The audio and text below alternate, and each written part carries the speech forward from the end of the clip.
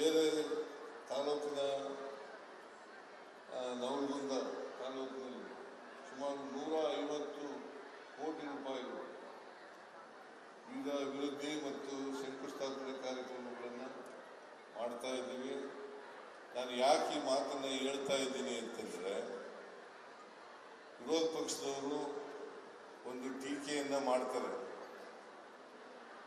Guarantee ಯೋಜನೆಗಳನ್ನು ಜಾರಿಗೆ ತಗೊಬಂದ ಮೇಲೆ ರಾಜ್ಯ ಸರ್ಕಾರದಲ್ಲಿ ದುಡ್ಡಿಲ್ಲ, ಅಭಿವೃದ್ಧಿ ಕೆಲಸಗಳೆಲ್ಲ ನಿಂತು ಹೋಗ್ಬಿಟ್ಟಿದ್ದಾವೆ ಅಂತಕ್ಕಂಥ ಆರೋಪವನ್ನು ನಮ್ಮ ಮೇಲೆ ಮಾಡ್ತಾರೆ. ಇದು ಸುಳ್ಳು ಆರೋಪ ಅಂತಕ್ಕಂಥ ಮಾತುಗಳನ್ನು ಈ ಸಂದರ್ಭದಲ್ಲಿ ಹೇಳಲಿಕ್ಕೆ ಬಯಸ್ತಾ ಇದ್ದೇನೆ. ತಾವೆಲ್ಲ ತಿಳ್ಕೋಬೇಕು, ಸುಳ್ಳು ಆರೋಪಗಳನ್ನು ಮಾಡೋದ್ರಲ್ಲಿ ಭಾರತೀಯ ಜನತಾ ಪಕ್ಷದವರು ನಿಶ್ಚೀಮರು ಅಂತಕ್ಕಂಥ ಮಾತುಗಳನ್ನು ಹೇಳಲಿಕ್ಕೆ ಬಯಸ್ತಾ ಇದ್ದೇನೆ. ಈಗ ಕಳಸಾ ಬಂಡೂರಿ ಈಗ ನನಗೆ ಬಂದಾಗ ರೈತ ಸಂಘದವರು ನನಗೆ ಒಂದು ಪ್ರಶ್ನೆಯನ್ನು ಕೇಳಿದರು.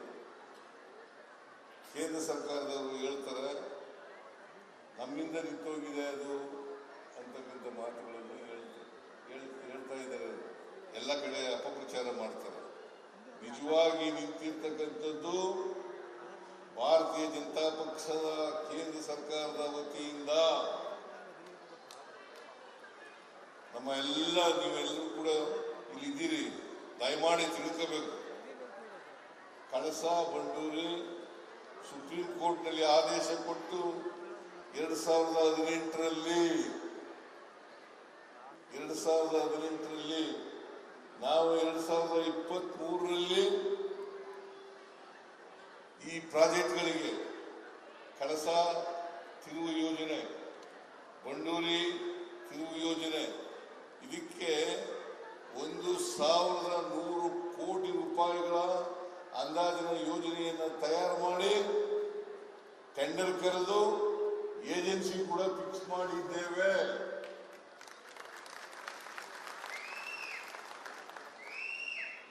ನಾವು ಕಾಯ್ತಾ ಇದ್ದೇವೆ.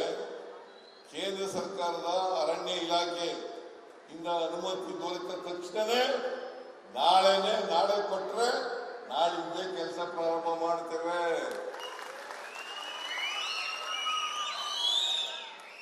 ದಯಮಾಡಿ ತಿಳ್ಕೋಬೇಕು. ಪ್ರಹ್ಲಾದ್ ಜೋಶಿಯವರು ಸುಳ್ಳು ಹೇಳ್ತಾ ಇದ್ದಾರೆ. ಈ ಕ್ಷೇತ್ರದ ಲೋಕಸಭಾ ಸದಸ್ಯರು, ಕೇಂದ್ರದಲ್ಲಿ ಮಂತ್ರಿ, ಅವರು ಹೇಳ್ತಾರೆ ನಾವು ಕಳಸಾ ಬಂಡೂರಿ ರಾಜ್ಯ ಸರ್ಕಾರದಿಂದ ನಿಂತೋಗಿದೆ ಅಂತಕ್ಕಂಥ ಸುಳ್ಳು ಪದಗಳನ್ನು ಹೇಳ್ತಕ್ಕಂಥ ಕೆಲಸವನ್ನು ಮಾಡ್ತಾರೆ. ಆದರೆ ನಿಜವಾಗಿ ಕೇಂದ್ರ ಸರ್ಕಾರದಿಂದ ಅರಣ್ಯ ಇಲಾಖೆಯಿಂದ ಅನುಮತಿ ನಮಗೆ ದೊರಕಬೇಕು.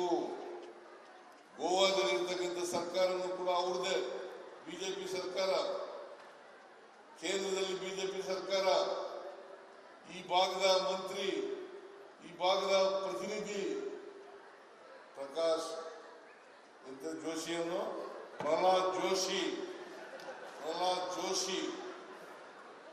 ಯಾಕೆ ಸುಳ್ಳು ಹೇಳ್ತಾ ಇದ್ದೀರಿ? ನಾನು ಅದನ್ನೇ ಕೇಳಿದೆ ರೈತರಿಗೆ.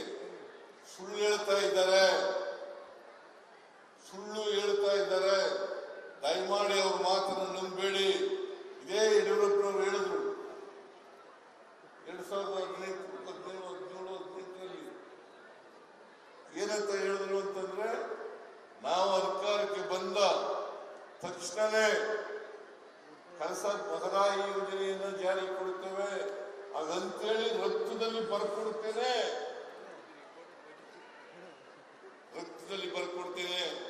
ಅದಾದ್ಮೇಲೆ 2 ವರ್ಷ ಯಡಿಯೂರಪ್ಪನವರು ಮುಖ್ಯಮಂತ್ರಿ ಆಗಿದ್ರು. ಆಮೇಲೆ ಬಸವರಾಜ ಬೊಮ್ಮಾಯಿ ಅವರು 1 ವರ್ಷ 10 ತಿಂಗಳು ಮುಖ್ಯಮಂತ್ರಿ ಆಗಿದ್ರು.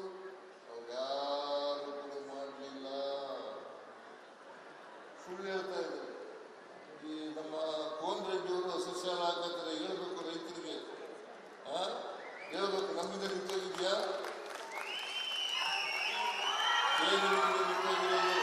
ಜೋರಾಗಿ ಹೇಳ್ಬೇಕು.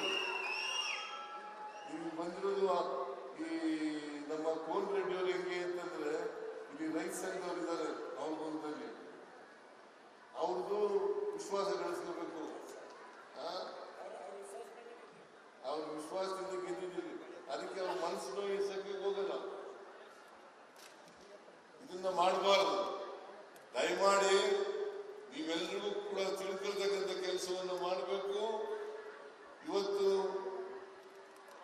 ಮಾದಾಯಿ ಯೋಜನೆ ಅಥವಾ ಕಳಸಾ ಬಂಡೂರಿ ನಾಲಾ ಯೋಜನೆ, ತಿರುವನ ಯೋಜನೆ ಇದು ನಿಂತೋಗಿರೋದು ಕೇಂದ್ರ ಸರ್ಕಾರದ ಫಾರೆಸ್ಟ್ ಡಿಪಾರ್ಟ್ಮೆಂಟ್ನವರು ಅನುಮತಿ ಕೊಡದೆ ನಿಂತಿರ್ತಕ್ಕಂಥದ್ದು. 6 ವರ್ಷ ಆಯ್ತು, 7 ವರ್ಷ ಆಯ್ತು. 7 ವರ್ಷದಿಂದ ಇದಕ್ಕೆ ಅನುಮತಿಯನ್ನು ಕೊಡಿಸದೇ ಇರ್ತಕ್ಕಂಥವ್ರು ಪ್ರಹ್ಲಾದ್ ಜೋಶಿ ಅವರು ಕೇಂದ್ರ ಸರ್ಕಾರ ಅಂತಕ್ಕಂಥದನ್ನ ಅರ್ಥ ಮಾಡ್ಕೋಬೇಕು ಅಂತಕ್ಕಂಥ ಮಾತುಗಳನ್ನು ಹೇಳಿ ಬಯಸ್ತಾ ಇದ್ದೇನೆ. ಹಾಗೇನೆ ಅಪ್ಪರ್ ಕೃಷ್ಣ 3ನೇ ಹಂತ ಅದು 2013ರಲ್ಲೇ ತೀರ್ಪಂತು. 2013ರಿಂದ ಇವತ್ತಿನವರೆಗೆ ಮಾಡಿಲ್ಲ. ಗೆಜೆಟ್ ನೋಟಿಫಿಕೇಶನ್ ಆಗಬೇಕು. ಕೇಂದ್ರ ಸರ್ಕಾರ ತೀರ್ಪು ಕೊಟ್ಟಿದೆ, ಗೆಜೆಟ್ ನೋಟಿಫಿಕೇಶನ್ ಮಾಡಬೇಕು ಕೇಂದ್ರ ಸರ್ಕಾರ. ಗೆಜೆಟ್ ನೋಟಿಫಿಕೇಶನ್ ಮಾಡಿದ್ರೆ 3ನೇ ಹಂತದ ಕೆಲಸವನ್ನು ಮಾಡಲಿಕ್ಕೆ ಸಾಧ್ಯ ಆಗಿಲ್ಲ.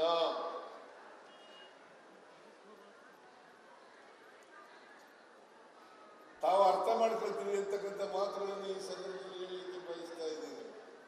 ಅದರಿಂದ 3ನೇ ಹಂತದ ಕೃಷ್ಣಾ ಮೇಲ್ದಂಡೆ ಯೋಜನೆ ನಿಂತಿರ್ತಕ್ಕಂಥದ್ದು ಕೇಂದ್ರ ಸರ್ಕಾರದಿಂದ. ಅವರು ಸುಪ್ರೀಂ ಕೋರ್ಟ್ನಲ್ಲಿ ಒಂದು ಅಫಿಡವಿಟ್ ಹಾಕಬೇಕು. ಸುಪ್ರೀಂ ಕೋರ್ಟ್ ಮುಂದೆ ಅಫಿಡವಿಟ್ ಹಾಕಬೇಕು. ಏನಂತಪ್ಪ ಅಂತಂದ್ರೆ ಗೆಜೆಟ್ ನೋಟಿಫಿಕೇಶನ್ ಮಾಡ್ತೀವಿ, ನಮ್ದು ಯಾವುದೇ ತಕರಾರಿಲ್ಲ. ತಕರಾರಿರ್ತಕ್ಕಂಥದ್ದು ಮಹಾರಾಷ್ಟ್ರದಿಂದ ಅಲ್ಲ, ತಕರಾರಿರ್ತಕ್ಕಂಥದ್ದು ತೆಲಂಗಾಣ ಮತ್ತು ಆಂಧ್ರ ಅವರಿಬ್ಬರ ನಡುವೆ ಇರ್ತಕ್ಕಂಥ ಜಗಳ. ನಮಗೂ ಅದಕ್ಕೂ ಸಂಬಂಧ ಇಲ್ಲ. ಅವ್ರಿಗೆ ಅಲಾಟ್ ಮಾಡಿರ್ತಕ್ಕಂಥ ಹಂಚಿಕೆ ಆಗಿರ್ತಕ್ಕಂಥ ನೀರನ್ನ ಅವ್ರು ಎಷ್ಟೆಷ್ಟು ಪ್ರಮಾಣದಲ್ಲಿ ಹಂಚ್ಕೋಬೇಕು ಅಂತಕ್ಕಂಥದ್ದು ಸುಪ್ರೀಂ ಕೋರ್ಟ್ನಲ್ಲಿ ಇದೆಯೇ ಹೊರತು ಮಹಾರಾಷ್ಟ್ರ ನಮಗೆ ಅಥವಾ ತೆಲಂಗಾಣ ಆಂಧ್ರ ಇದಕ್ಕೆ ನಾವು ಇಲ್ಲ ಅಂತಕ್ಕಂಥ ಮಾತುಗಳನ್ನು ಈ ಸಂದರ್ಭದಲ್ಲಿ ಹೇಳಲಿಕ್ಕೆ ಬಯಸ್ತಾ ಇದ್ದೇನೆ. ಅದರಿಂದ ಇದು ಕೂಡ ಕೇಂದ್ರ ಸರ್ಕಾರದಲ್ಲೇ ಇರ್ತಕ್ಕಂಥದ್ದು. ಆಮೇಲೆ ಇದ್ಯಾವುದು ನಮ್ಮ ಬ್ಯಾಲೆನ್ಸಿಂಗ್ ರಿಸರ್ವಾಯರು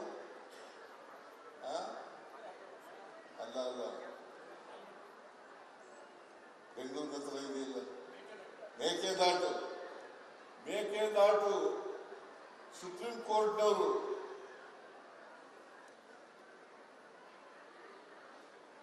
ತಮಿಳುನಾಡಿನವರು ಅರ್ಜಿ ಹಾಕಿದ್ರು, ತಕರಾರು ಅರ್ಜಿ ಹಾಕಿದ್ರು. ಅರ್ಜಿ ವಜಾ ಆಗಿದೆ. ಇದು ನವೆಂಬರ್ ತಿಂಗಳೇ ವಜಾ ಆಯಿತು. ಮೇಕೆದಾಟು